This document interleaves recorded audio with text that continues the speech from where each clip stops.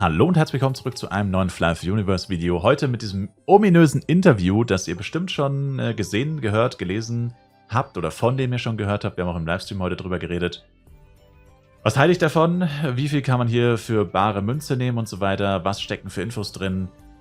Ich würde sagen, wir gucken direkt mal die interessantesten Infos an. Ich wollte gerade schon anfangen, den ganzen Beitrag zu zerlegen, bis ich gemerkt habe, dass das sehr lange ist.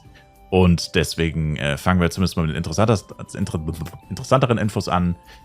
Was denn hier so von der Community entdeckt wurde.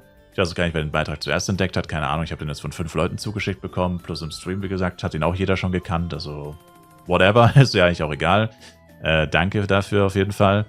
Und, ja, also es ist ein Interview mit dem Lead-Developer, wenn ich das richtig verstanden habe, und dem CEO von Remade Connect, lustigerweise. Also kein Gala-Representative sozusagen, sondern Entwickler plus, Entwickler, I guess, ist auch ein Gala-Representative in einer Form irgendwo, aber diesmal tatsächlich Publisher und Entwickler am Start.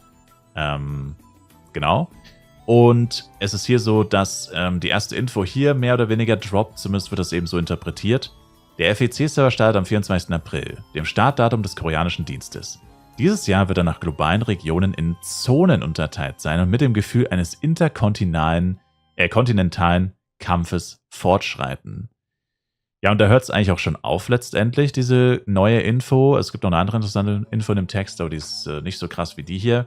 Jedenfalls wird hier nochmal verstärkt darauf hingewiesen, dass dieses Jahr die globalen Regionen in Zonen aufgeteilt werden. Also mit globalen Regionen sind wahrscheinlich Kontinente gemeint.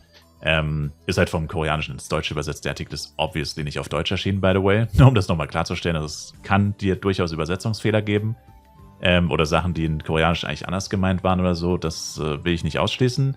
Aber hier wird es halt nochmal so hervorgehoben mit den globalen Regionen. Dann wird zwar direkt wieder über das PvP-Tournament geschrieben, also ich finde das immer so schwierig einzuordnen, weil viele sagen jetzt halt, schau mal, globale Regionen in Zonen aufgeteilt, heißt es dann nicht, jede Zone kriegt den eigenen FEC-Server. Also gibt es dann nicht einen FEC für Amerika, einen FEC für Europa und Afrika, und 2 asiatische FECs letztendlich.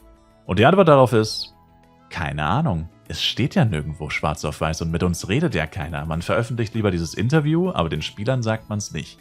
Ne? Also, ich kann es nicht sicher sagen. Also für mich hört sich das eigentlich immer noch eher nach diesem PvP-Zeug an.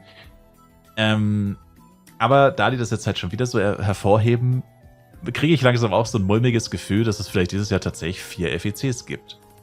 Einen für jede Region und dann nur am Ende die Server irgendwie wieder gemerged werden auf einen Extra-Server und da dann dieses PvP-Turnier ausgetragen wird, so wie es halt letztes Jahr letztendlich auch war. Ja, wie gesagt, schwierig zu sagen. Ich war nochmal auf der Pre-Register-Seite, hier steht es halt auch nur so, Region versus Region, Team-Up with your Region. Da sieht man eben nochmal die Zonen und so. Und dann aber auch wieder hier gar keine weitere Info dazu. Hier steht auch Server Basic Info. Also ich meine, wenn es mehrere Server wären, würde es dann nicht irgendwie anders dastehen? All Servers oder Servers, die Mehrzahl oder keine Ahnung. Ja, ich weiß nicht. Es ist einfach nicht so klar ersichtlich, was damit jetzt letztendlich gemeint ist. Ist nur das PvP-Tournament gemeint. Hier steht es halt auch wieder PvP-Tournament. Team up with your neighbors and challenge the throne. Klingt jetzt für mich auch wieder so. Ja, du musst halt ein Team bilden, das nur aus Europäern besteht, das nur aus Amerikanern besteht. Das nur aus Südostasien, was auch immer das hier bedeutet, und Ostasien. Also auch hier wieder, ich weiß es nicht, also ich könnte mir beides vorstellen. Ich wünschte, ich wüsste es, aber es steht einfach nicht so ganz klar da. Aber die Mehrheit der Leute, was ich jetzt so vom Gefühl her mitbekommen habe, scheint wohl davon auszugehen, dass es mehrere FEC-Server gibt, einen für jede Zone. Aber ich will es nicht sagen, ich sage nur, was die Leute sagen. Ich kann mir beides vorstellen. Und ja, letztendlich, wie gesagt, nirgendwo steht es wirklich schwarz auf weiß. Das heißt, schlimmstenfalls sehen wir das dann erst, wenn wir uns Donnerstag einloggen und dann eben auf Event klicken bei der Serverauswahl und dann feststellen, ja, da gibt es 4 FECs. Und dann klickt man einfach schnell auf Europa und zockt halt auf Europa. It is what it is, sag ich mal. Ist mir persönlich dann eigentlich auch wurscht. Wahrscheinlich ist es sogar von der Experience hier besser, weil es dann nicht so ultra voll sein wird. Sofern genug Channel vorhanden sind. Schlimm wäre halt, wenn es dann nur einen Channel gäbe oder 2 Channel, dann wäre es nicht wirklich hilfreich. Aber all das wissen wir nicht. Es ist ein einziges Mehr aus Fragezeichen, würde ich sagen. Also sicher ist hier gar nichts, würde ich mal behaupten. Man kann natürlich seine eigene Theorie haben, man kann seine eigene Gewichtung haben. Davon gehe ich aus, whatever. dass das am ehesten passiert, aber letztendlich kann man es nicht sicher sagen. Genau. Dann das zweite Info in dem Text ist jetzt nicht super interessant, aber könnte man auch wieder als bisschen unfair bezeichnen. Das beste koreanische Team kann unabhängig von der Rangliste einfach ins Finale einziehen. Das heißt, selbst wenn es ein koreanisches Team gibt, das auf der Rangliste für die Qualifikation, keine Ahnung, Platz 60 ist, kommt trotzdem in die Top 8 und hat eine Chance auf $80.000. Gut, wenn sie so schlecht sein würden, würden sie wahrscheinlich sofort rausfliegen. Aber ja, fand ich auch ganz interessant, dass hier wieder so eine leichte Bevorzugung stattfindet, weil letztes Jahr gab es auch 2 Teams, die garantiert philippinisch waren. Da war es ähnlich, dass halt auch da ein bisschen Ungleichgewicht bestanden hat. Und ja, das halt auch irgendwie so ein bisschen nicht so ein gutes Gefühl ist irgendwie, wenn so Leute bevorzugt werden einfach. Genau. Dann zweite Info, die in dem Text steht. Während des FEC-Zeitraums sind auch größere Updates geplant. Außerdem werden neue Bereiche hinzugefügt und das Höchstlevel von derzeit 165 erhöht. Natürlich werden auch viele neue Inhalte hinzugefügt, die die neuen Höchstlevel-Kriterien erfüllen. Wir geben dies immer in Form von Entwicklernotizen bekannt, bevor wir Inhalte hinzufügen. Dieses Mal werden wir jedoch auch detaillierte Informationen bekannt geben, sobald die Entwicklung ein gewisses Maß erreicht hat. Weiß nicht, was der letzte Teil bedeuten soll. Die letzten beiden Sätze sind für mich mehr oder weniger das gleiche eigentlich. Keine Ahnung. Einzige Positive würde ich sagen, sobald die Entwicklung ein gewisses Maß erreicht hat, informieren sie uns. Wir haben literally keine Infos. Das heißt, man kann wahrscheinlich davon ausgehen, das Update ist nicht sehr nah, weil wir wissen ja literally gar nichts. Bis vor 5 Sekunden wussten die meisten von euch wahrscheinlich noch nicht mal, dass ein Update überhaupt jetzt schon während dem FEC mehr oder weniger sicher kommen wird. Also ihr habt es halt schon gehört. Und ja, letztendlich ist das die Bestätigung. Während diesem FEC wird es ein großes Update geben. Nicht wie letztes Jahr. Eine Woche vor Ende kam letztes Jahr ein ganz, ganz kleines Update. Das war Teil 1 von einem zweiteiligen kleinen Update, kann man sagen. War relativ irrelevant, würde ich behaupten. War trotzdem irgendwie ein fader Beigeschmack für viele Leute. Hat jetzt aber nicht so einen riesigen Unterschied gemacht, sage ich mal. Hier wird jetzt wirklich von neuen Max-Level gesprochen. Von Gebieten oder Bereichen mit neuen Höchstlevel-Kriterien. Das heißt, auch da definitiv werden damit Dungeons gemeint sein und so weiter. Giants, Bosse, whatever. Und also wirklich ein riesiges Update. Das größte Update der letzten 2 Jahre wahrscheinlich. Also das größte Update seit 2023 wird es wahrscheinlich werden. Und dass dieses Update kommt, sage ich mal, war uns allen bewusst. Ich meine, irgendwann muss ja mal wieder ein Update kommen.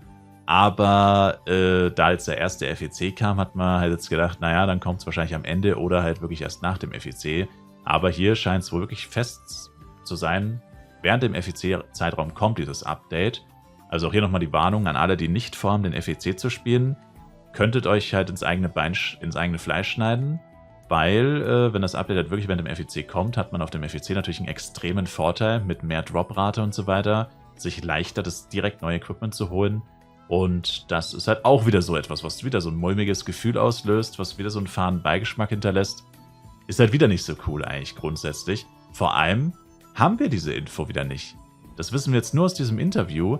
Wir haben diese Info nicht. Das steht hier nirgendwo auf der Pre-Register-Seite oder bei den Infos zum FEC steht hier nirgendwo, dass ein Update geplant ist. Das haben wir jetzt random durch dieses komische Interview erfahren, dass Gala wahrscheinlich gar nicht wollte, dass wir das finden. Das ist ja reiner Zufall, dass das jemand gefunden hat. Und ja, also absolut crazy einfach nur. Und auch wieder schwierig, auch wieder Fragezeichen. Ein einziges mehr aus Fragezeichen hinterlässt dieser Beitrag hier, dieses Interview, weil wir keine Ahnung haben, was eigentlich auf uns zukommt. Wir wissen weder von der Tatsache, dass wahrscheinlich, oder es könnte sein, dass 4 FECs zeitgleich an den Start gehen sozusagen, oder davon, dass ein riesiges Update währenddessen geplant ist. All das hören wir letztendlich eigentlich hier zum ersten Mal. Und das ist nicht mal ein offizieller Kommunikationskanal von Gala und uns, sondern das ist einfach, wie gesagt, eine random koreanische Webseite für eine Community, die gar nicht existiert. Also wo, es wird ja auch die ganze Zeit gesagt hier, also wurde es im Stream schon ein paar Mal erwähnt, ja, die koreanische Community kriegen jetzt endlich einen Server und vielleicht sind die ja jetzt hier voll am Start und werden hier Flive Universe übernehmen oder sind es da richtig groß und so weiter.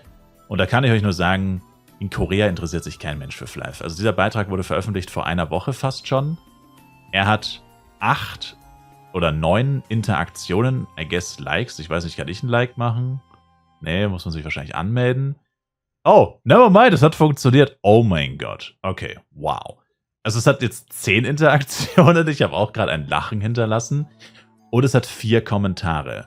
3 am Tag des Beitrags und einen dann nochmal 2 Tage später. Seit mehreren Tagen gar nichts mehr. Und gut, wie Aufrufe von dem Beitrag sieht man da ja nicht, wie oft der aufgerufen wurde. Trackt die Website anscheinend nicht, zumindest nicht öffentlich. Aber das sieht für mich nicht so aus, als würde hier ein großes Interesse bestehen. Genau das Gegenteil letztendlich. Ich meine, wenn man bedenkt, dass jetzt wahrscheinlich Tausende von uns da auf diesen Beitrag zugegriffen haben, Tausende von der nicht-koreanischen Community, ist das eigentlich nur fast schon lachhaft, was hier an Interaktionen abgeht. Das heißt, man kann stark davon ausgehen, dass in Korea das Interesse an Flive sehr schwach ist. Und so habe ich das in der Vergangenheit auch immer wahrgenommen. Ich hatte auch mal einen koreanischen Spieler bei mir im Stream vor 6 oder 7 Jahren. Der hat mir Screenshots geschickt von dem Server.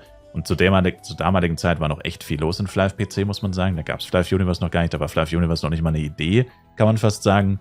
Und, oder wenn überhaupt, war es nur eine Idee. Und da hat er mir schon Screenshots von einem komplett toten und leeren Server gezeigt. Das ist schon fast, das war Albtraum quasi, es war literally tot. Und das war vor etlichen Jahren. Also würde mich sehr wundern, wenn da jetzt plötzlich Millionen von Koreanern auf dieses Game hyped sind und wieder zurückkommen. Ich meine, klar, Nostalgie ist immer eine starke Kraft, keine Frage. Aber man sieht es ja in Japan, die japanische Community ist auch extrem schwach und extrem klein. Also da würde ich sagen, wird es in Korea ähnlich ablaufen, ist meine Prediction. Und ja. Dann noch eine letzte interessante Info, die ich euch hier mitgeben möchte, ist, hier steht irgendwas von 200.000 Monthly Active Users. Das ist eine Zahl, die wir so auch selten bis nie zu Gesicht bekommen.